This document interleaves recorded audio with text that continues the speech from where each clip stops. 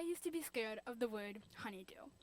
I know it sounds weird, but when I was younger, I entered a spelling bee. I'd practiced for months. I wanted to get every word right. I wanted to be perfect. Each time I faced a new word, I felt the weight of every mistake I had made before. And then one of the words came up, honeydew. And unfortunately,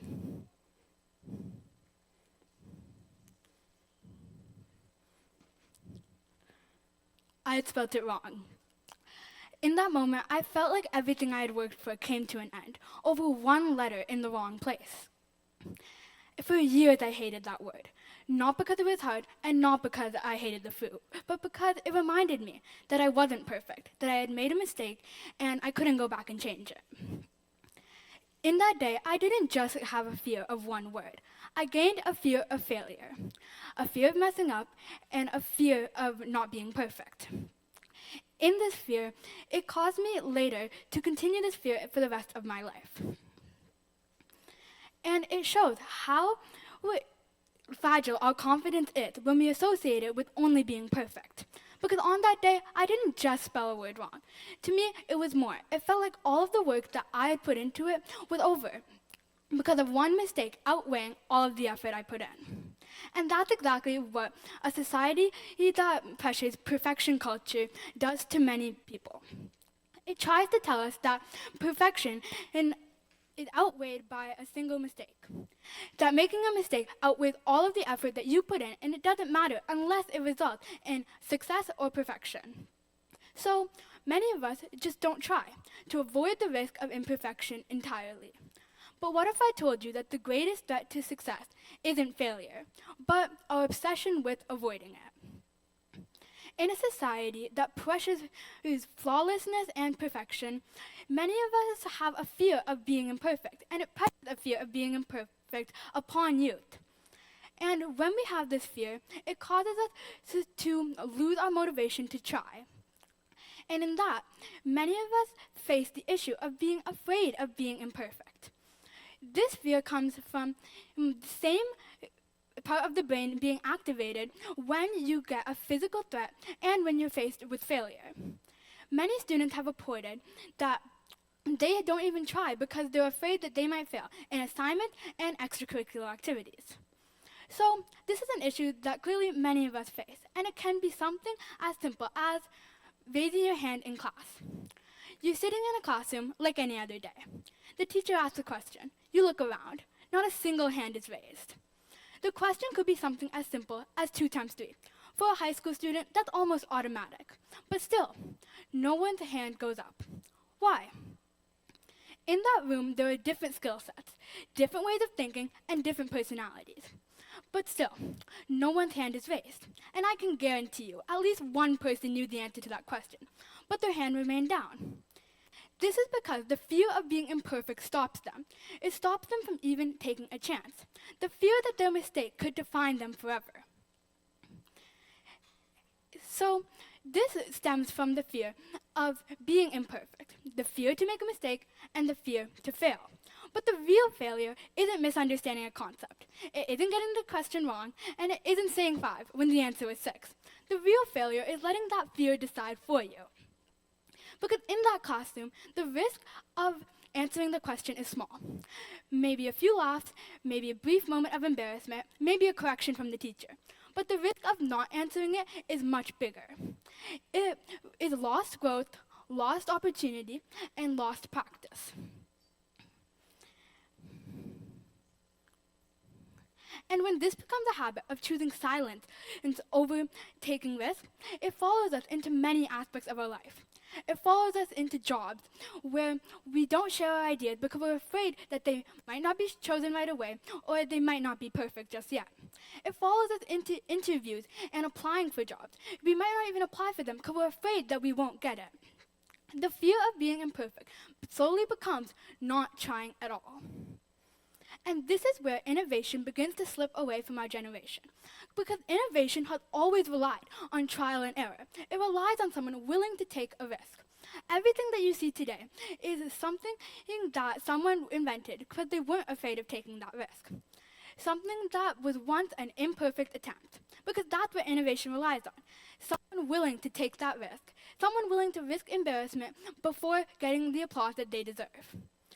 Someone like someone like Thomas Edison, who invented the light bulb. He failed thousands of times before inventing the light bulb.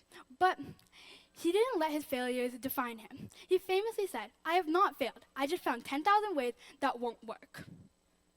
Someone like Steve Jobs, who later created the most innovative company in the world, first was fired from Apple before coming back and creating this amazing company. He didn't let his failures define him. And someone like Albert Einstein himself was considered a slower learner in schools by many teachers, but later revolutionized physics. He didn't let his failure define him as a person, and he continued to grow. And all of these people who define success for many of us failed multiple times in their life, but they persisted. And that persistence is where true innovation is shaped.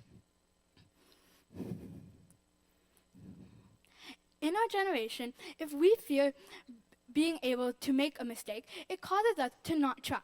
And in that, maybe in a classroom full of students who are too afraid to fail, the real failure isn't getting a question wrong. It isn't saying the wrong answer. It's refusing to share. And if that's true, then answering a question in a classroom full of students who are too afraid to share is a form of success, whether the answer is right or wrong. Applying for a job again after being rejected is a form of success. And allowing yourself to focus on your growth rather than protecting your image is a form of success. All of these small acts of courage and these small risks that you take will build up so you are able to take bigger risks later in your life.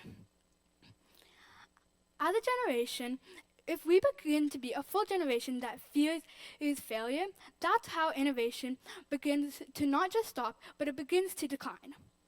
Innovation has always relied on someone who's willing to take a risk, someone who's able to share their idea without being in fear. Innovation is something that's very important to our society.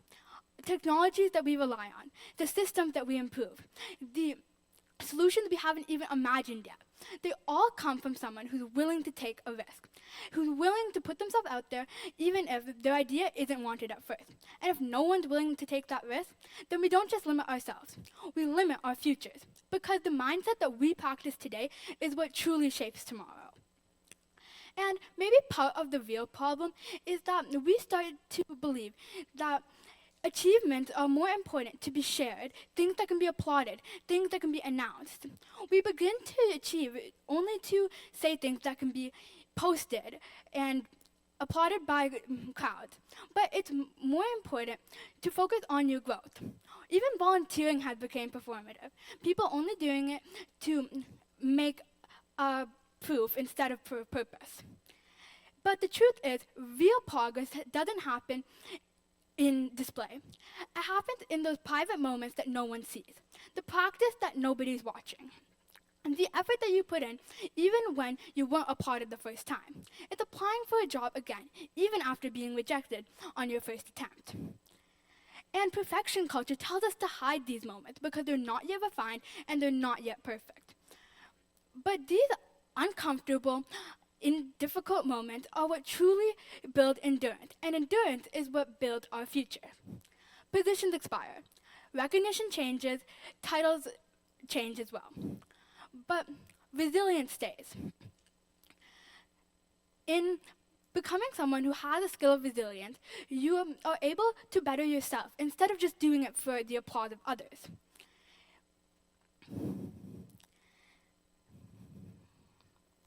Success is something that doesn't last forever. At the moment that someone does something better, people will forget about the successes that you've achieved. So it's important that you're doing it for yourself and not for the applause of others around you.